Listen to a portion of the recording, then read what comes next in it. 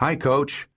Dave smiled and waved as he stepped toward John du Pont's silver Lincoln town car, coming to a stop in his driveway. "P.U. Kids" jotted in the palm of Dave's right hand. It was my brother's day to pick up his 2 kids from school, and he had just finished repairing his car radio with a few minutes to spare. Du Pont, rolling down his window, didn't return the greeting. "You got a problem with me?" Du Pont asked. He didn't give Dave a chance to answer.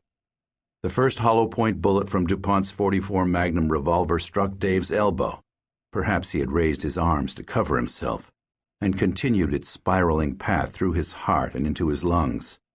Dave cried out in pain and lunged forward, apparently hoping he could wrestle the gun away.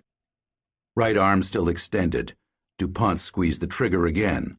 The second bullet entered Dave's stomach and did not stop until it had exited through his back, pierced through the back window of Dave's car, and shattered the front windshield.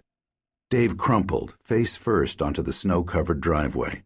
His wife, who had been inside the house, started toward the front door after the first shot. "John, stop!" Nancy shouted. John, stepping out of his car, turned his gun toward her. She ducked back inside.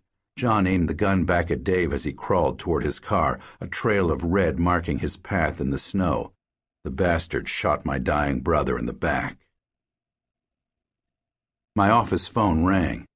It was just another afternoon in the middle of wrestling season, spent opening mail and answering phone calls until my team's practice would begin shortly. Until my dad called. Du Pont shot Dave and killed him. I didn't hang up the phone. I threw it and screamed, grabbed the papers in front of me and slung them against the wall.